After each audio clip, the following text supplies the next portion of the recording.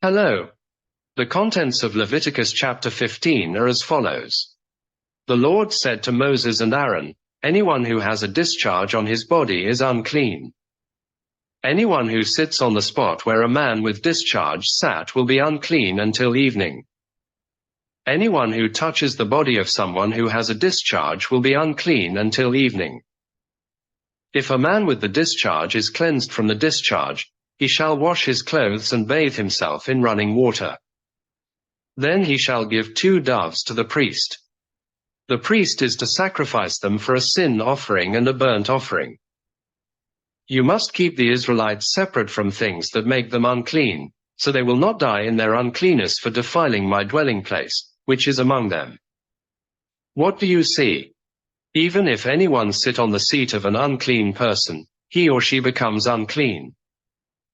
The discharge disease is a disease in which mucus flows from the sexual organs, and those who suffer from the disease are classified as unclean and were sent out of Israel camp.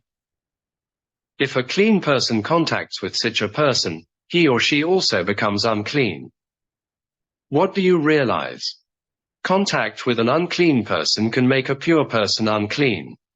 When a member of the Corinthian church committed fornication, Paul taught him to avoid contacting with such a person to prevent the negative influence from spreading to the church. This is explained in 1 Corinthians chapter 5 verses 9 to 11.